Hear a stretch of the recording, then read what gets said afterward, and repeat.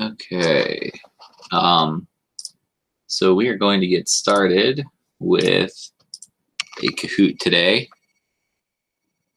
So should be showing up in a second here.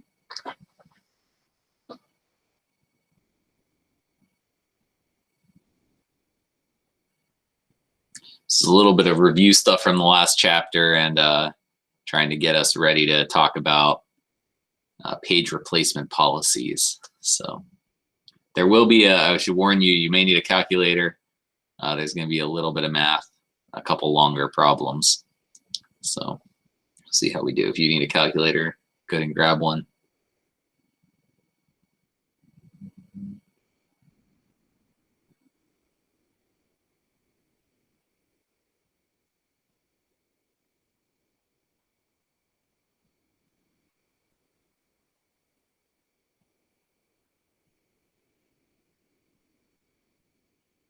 Okay, nice. Let's get going. It's 5 questions. First up, how large would pages be in a system that uses 16 bits for the page offset?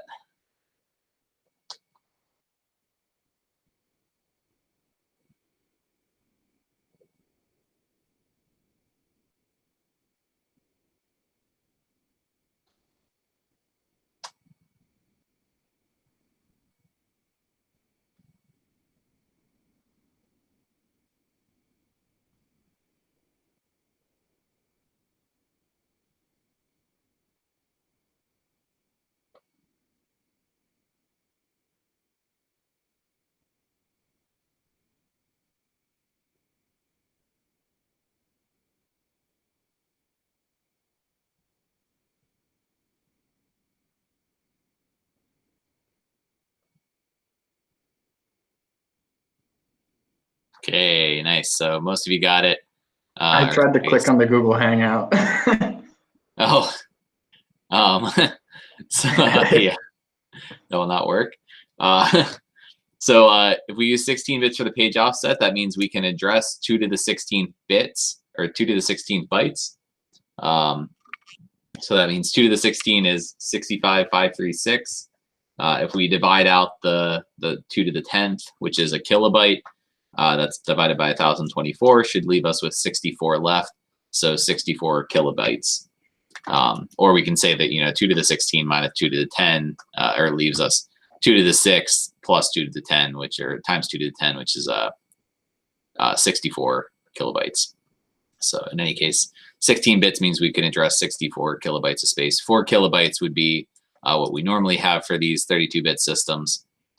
Pages would be 2 to the 12th. So 12 bits is 4 kilobytes.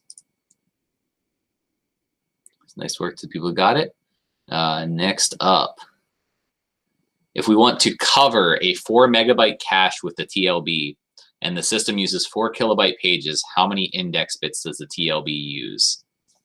So cover meaning we want to make sure that the TLB has entries for pages up to 4 megabytes of space, basically. So how big do we want our TLB to be?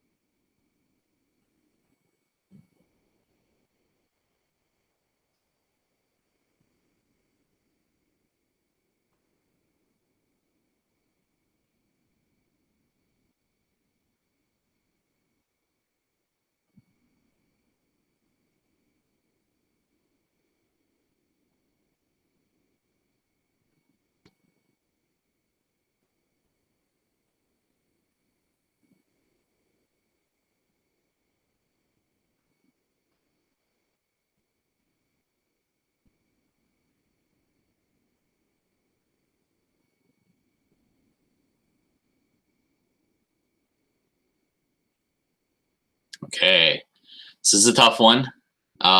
So if we have 4 kilobyte pages, we want to make sure that our 4 megabyte cache, we want to make sure that the 4 megabyte cache is covered by the 4 kilobyte pages. So the number 4 kilobyte pages times the entries in the TLB should be equal to 4 megabytes.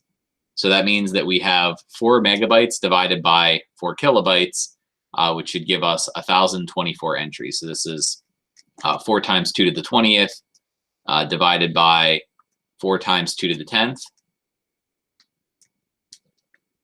So 4 megabytes divided by 4 kilobytes. That leaves us with 1,024 entries, which is 10 bits of space to fit that many different values.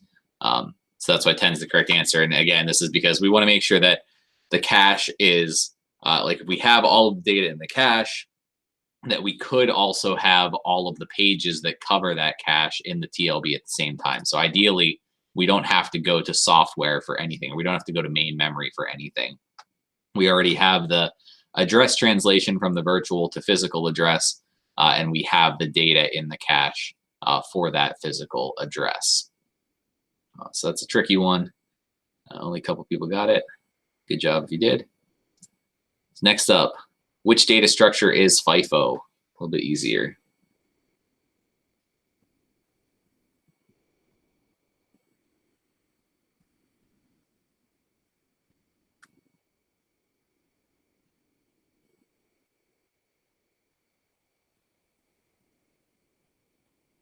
Nice, that's a Q. So stacks are LIFO, last in, first out. Qs are FIFO, first in, first out. So we'll be using those a little bit today. Okay. Close match to the front. Next up, in a 32-bit system, how large is the page table if each entry is 64 bits and pages are 2 kilobytes?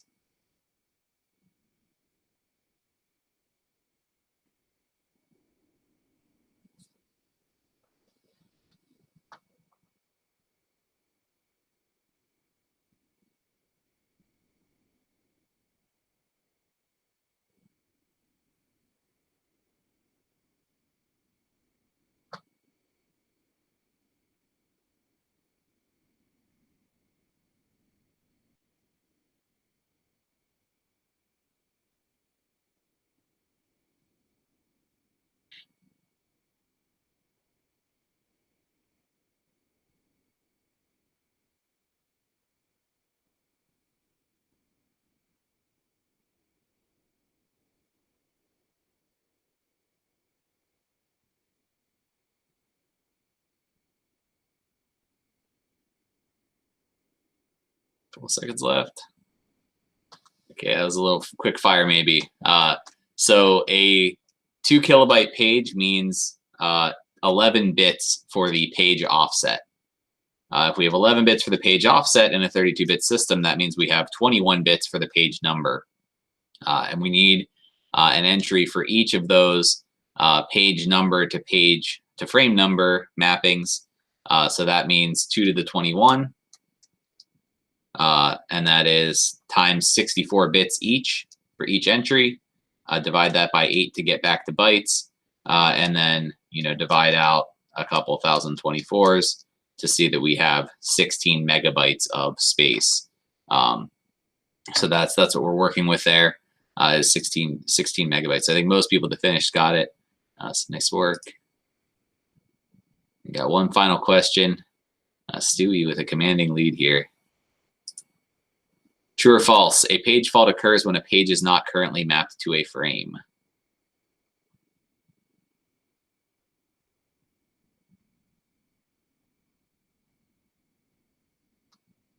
Yeah, it's a pretty easy one to finish off. So yeah, that's what that means is we don't have a page currently mapped onto a frame.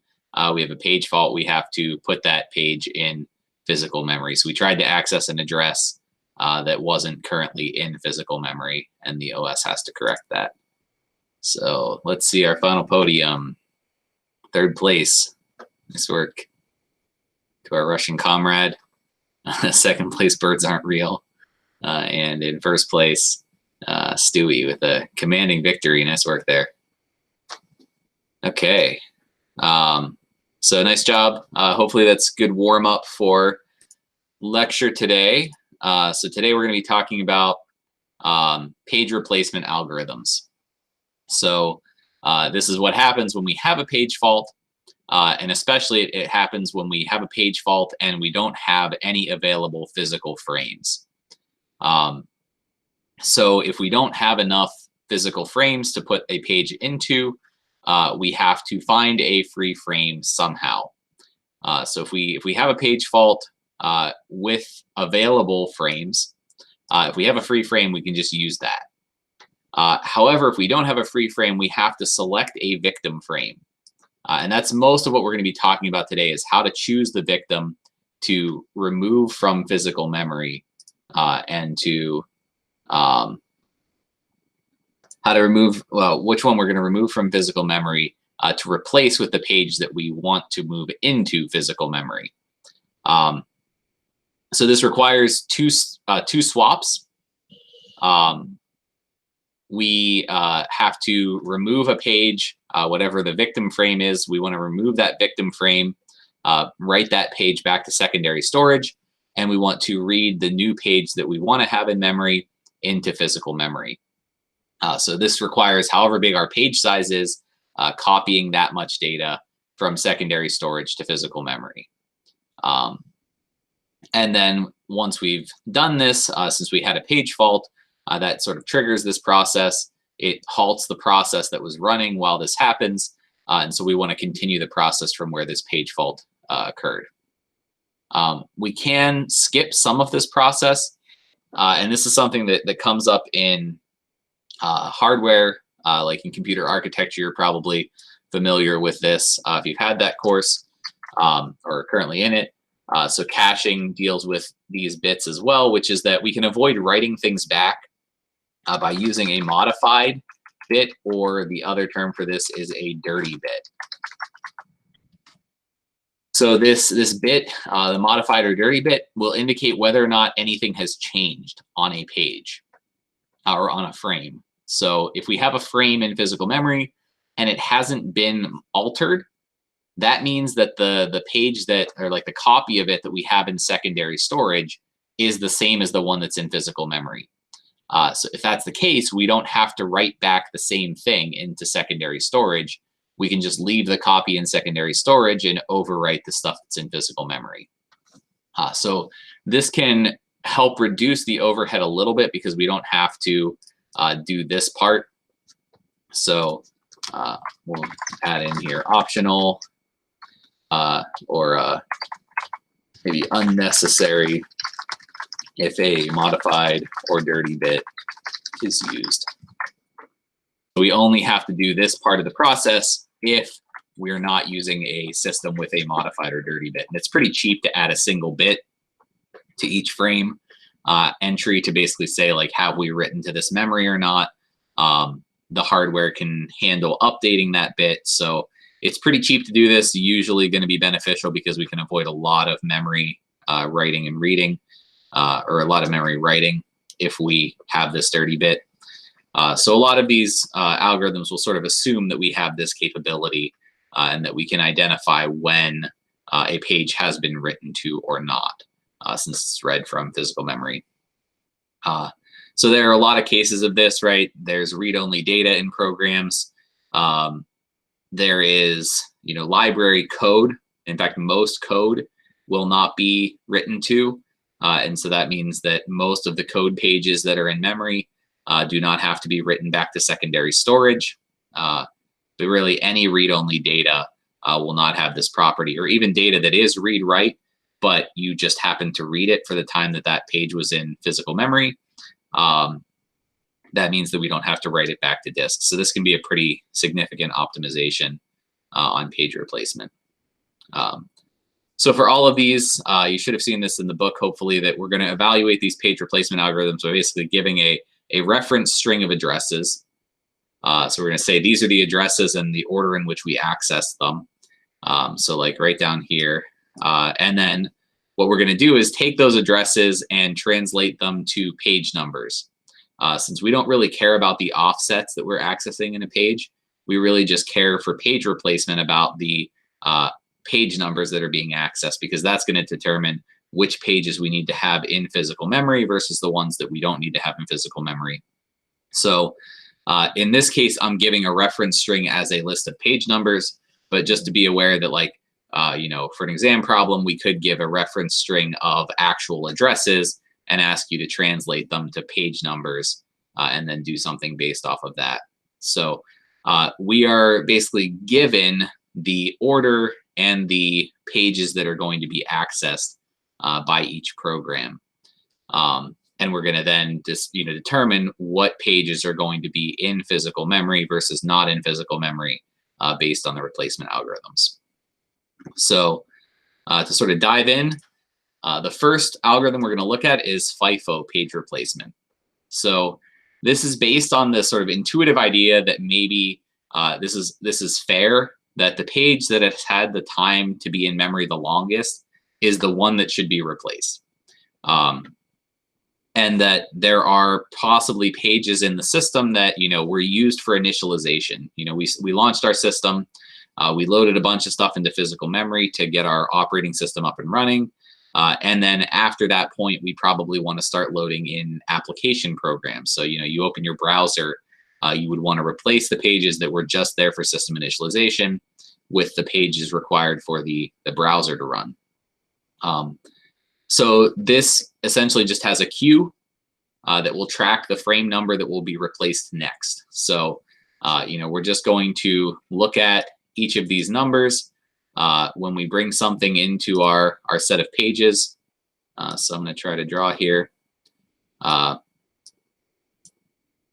So if we have 3 pages in our system and we have the reference string 1, 2, 3, 4, 1, 2, 5.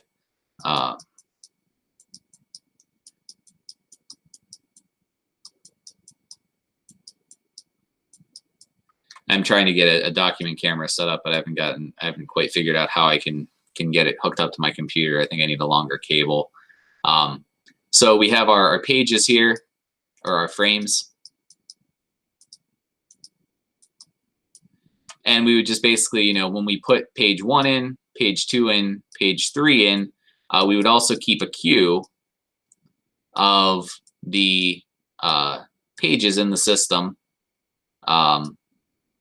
in the order that they came in. So when we need to replace something, we look at the front of the queue and we get rid of page 1 whenever we need to put 4 into the queue. So we're going to get rid of 1 and we're going to put 4 in there. And then we're going to put 4 on the end of the queue. Then when we need to put 1 back in, we're going to replace 2 because that's the next thing in the queue. And then when we need to put 2 in, we are going to replace, sorry, we're going to have 1 here. 1, 2. We're going to replace the front thing in the queue, which is 3, which 2 is going to go in there, and then go at the end of the queue. And then finally, the last time when we put 5 in, we're going to put 5 at the end of the queue, and we're going to replace the first thing in the queue. So we essentially just, you know, rotate around. We replace the oldest thing in physical memory each time that we replace something by having this queue process. So that's a quick overview of how that works.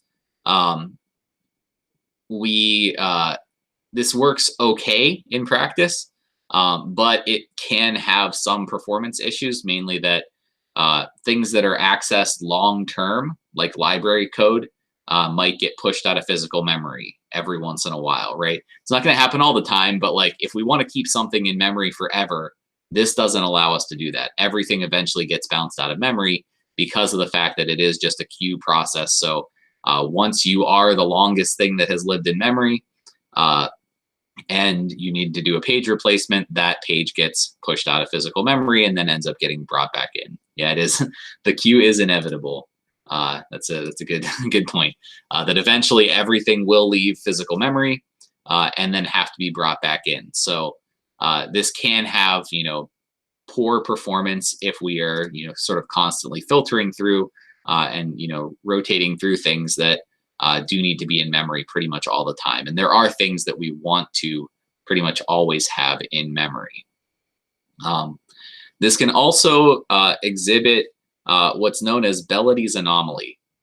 And and we're gonna sort of show this in a second here, that we can have this issue where when we increase the number of frames in the system, we can end up having a larger number of page faults occur.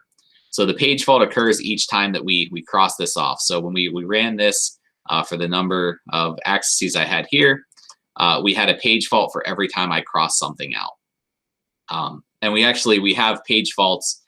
We call the ones where we don't have anything in physical. So if the page number is not in a frame already, that means that it's a page fault.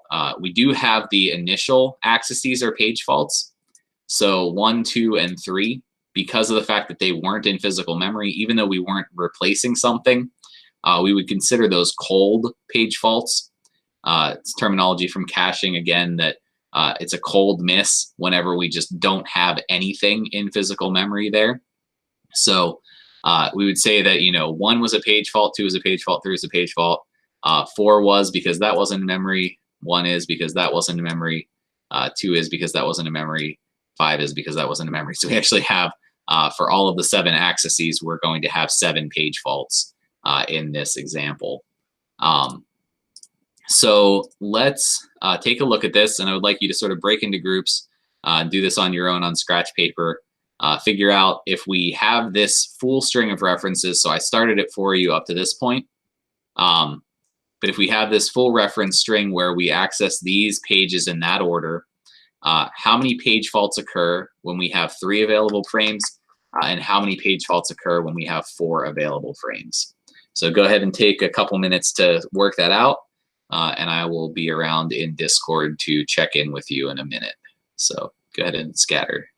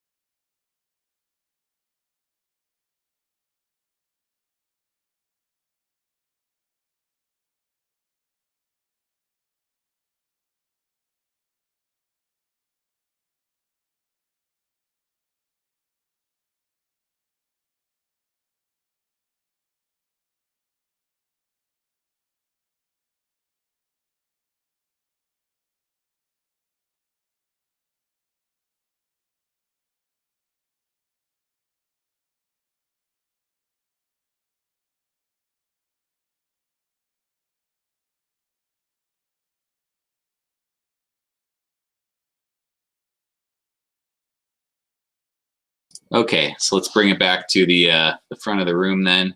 So I think it sounded like most groups were getting it. So if we continue on with this process,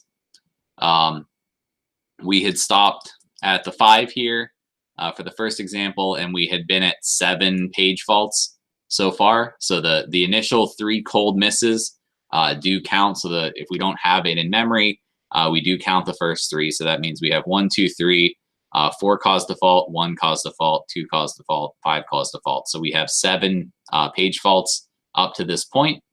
Right now, the state of our memory is that we have 5, 1, and 2 in memory. So 1 is already in there, so that's not going to cause a page fault. 2 is already in there, that doesn't cause a page fault. 3 is not in, so we're going to replace the last thing that we took out, which is the 1. We're going to put 3 in. That is a page fault. So we're going to add in another fault there. We then get to 4. 4 is not in physical memory, and we should have added 3 onto the end here. 4 is not in memory, so we're going to replace 2 with 4 and put 4 on the end of our queue. That is a page fault, so we're going to add another one. 5 is in physical memory still, so that's not a page fault. So our total for the 3 frame case is 9. So let's do the same thing for this second case.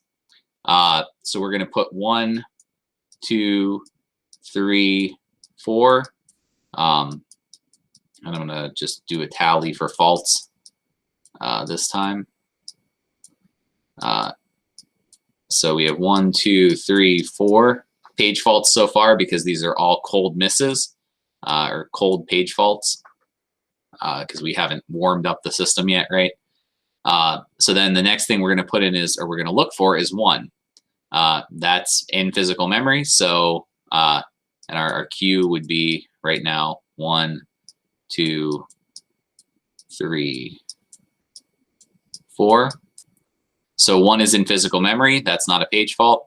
2 is in physical memory. That's not a page fault. 5 is not in physical memory. So we're going to replace the first thing in the queue, which is 1. We're going to put 5 on the end. We're going to add a fault. And that is now 5. Now 1 is not in physical memory because we just replaced it with 5. So now we're going to replace 2 with 1. That's another page fault. Now we're going to put 2 back in. We just took 2 out. So now we're going to put 2 on the end of the queue. We're going to replace 3 with 2. And that is a page fault. And then 3, we just took out 3. So we're going to replace 4. We're going to put in 3 in place of 4. And that's another page fault. And then now we put 4 in. We just took 4 out. So we're going to replace 4. And this just happens to replace 5 with 4. So that is 9 now. And then we're going to do the final access to 5, which we, again, just took out of memory. And so you can sort of see what happened here is that we ended up in this bad pattern where the thing we wanted to access in memory is the thing that we just pushed out of memory. And so this is Bellidy's anomaly, where we ended up with 10 page faults despite the fact that we had more frames. So this can happen with FIFO page replacement policies because of the fact that, you know, it does sort of push out the oldest thing first and doesn't push out, you know, maybe the best thing every time. So what we were just about to access ended up getting pushed out of physical memory. So let's go back to the notes then. So we have 9 faults with FIFO when there are 3 frames. We have 10 faults if there are 4 frames with this reference string. So hopefully it sounded like everyone was getting the idea here with this sort of calculation. Are there any questions on how this works with FIFO replacement or just you know, doing this in general?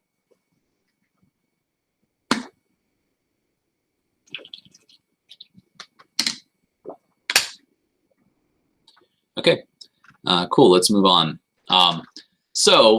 Obviously, this is not the best strategy. It's sort of the most simple to implement because all we need is a queue or, you know, a list of numbers That's not hard to maintain in hardware.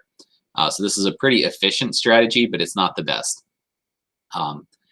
So the best strategy is optimal page replacement.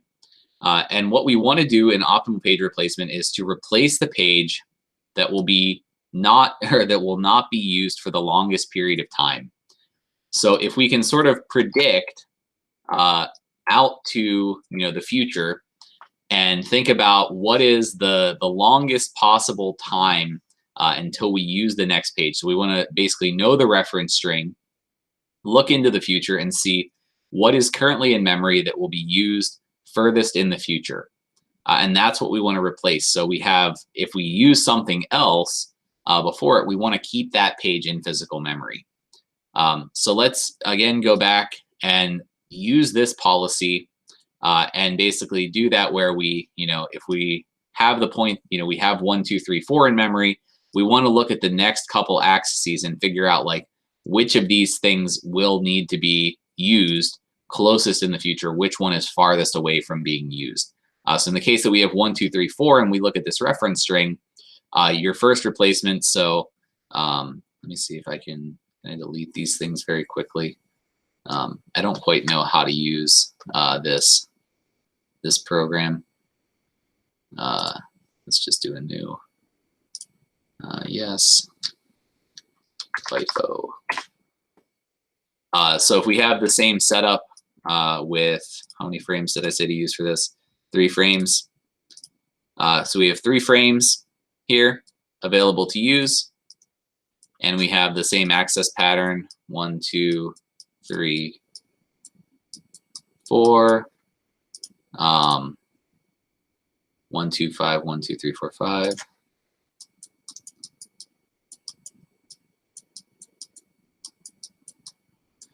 Just get you started here. So we're going to start off and we're going to record faults again. So we're going to start off with 1, 2, and 3. Each of those are going to be a fault because we have to bring them into memory for the first time. Now we have to decide what to replace 4 with whenever we put 4 into memory. So we're going to start at 4, and we're going to look ahead in the references to see which of 1, 2, and 3 are going to be accessed furthest in the future. And this one's pretty easy because we've got 1 and 2 right here. So 1 is definitely not our choice. 2 is definitely not our choice. So we see both of those before we see 3. So we're going to replace 3 with 4, and that's going to be a page fault. So then we don't have a fault for 1 and 2 because we have those in memory. We get to 5, and we need to find out what we want to replace to put 5 into memory. So go ahead and continue this for the next couple minutes and figure out how many faults we would run into if we have the optimal page replacement policy here.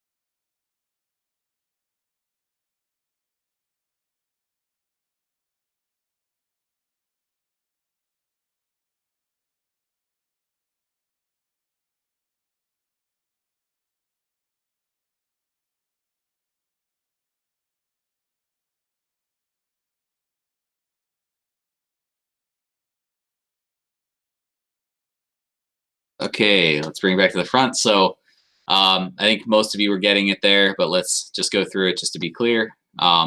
So here we got to 5, and 5 is going to replace the thing that's used furthest in the future. So our options are 1, 2, or 4. We see 1 and 2 right away, so that's not it. So we're going to replace 4, and we're going to put 5 there. And that is our 5th fault. 1 and 2 are already in memory, so we're not going to have a fault there. 3 is not in memory, so we have to find what we're going to replace with 3. In this case, either 1 or 2 is fine because we don't have anything, going on further. We would have to know the rest of the reference string for, the rest of the execution. So we can replace either one of these. I think most of you are replacing 1. And so we'd replace 1. That's another page fault. Now we have 3, 2, 5 in memory. We go to 4. 4 has to replace something. We're not going to replace 5, but we could replace 3 or 2. So we'll replace 3. That's our 7th fault. And then 5 is in memory. So that is not going to be a page fault. So we should have 7 page faults is the optimal number for this reference string. So FIFO is not actually that bad, right? Compared to the optimal algorithm, we only have 2 more page faults in the FIFO version compared to the optimal best version that we could do. And this is the best version. We're not going to sort of go into like proving that it's the best version, but intuitively it should be, right? If we replace the thing that's not used for the longest period of time, that means that everything in memory is the stuff that's going to be used the most frequently in the near future. So we're going to minimize the number of page faults because of the fact that we always have the stuff that's going to be used the most. So we're going to have 7 faults here as our answer. So this is sometimes known as the Oracle replacement policy because of the fact that it sees in the future or sees into the future. And because of that, it's difficult to actually implement this in practice because the operating system doesn't know which page will be used for the longest time.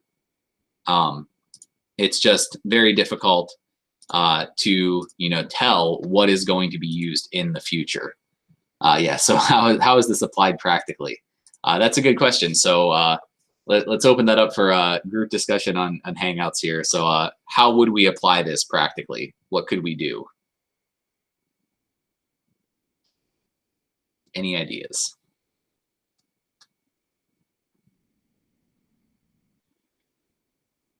So let's assume we can run a program more than once at least. I guess just like analyze and look for patterns. Yeah, analyze and look for patterns. So like, let's say I want the optimal page replacement policy, and this is like the code at Google that returns search results or something like that. Something that, or maybe not even, that's probably not a great idea because that's going to vary based on the inputs. But like, maybe this is like satellite communication or something like that, where it has a very sort of standard, rudimentary, like it's very repetitive, right? The code that's running there, and it's going to do roughly the same thing all the time.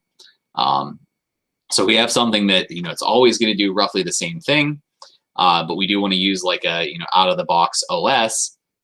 We might be able to use optimal page replacement by basically recording what our application does the first time, and then passing that in as the reference string. So if we can record and then basically replay the application over and over again, we could use this to, determine what the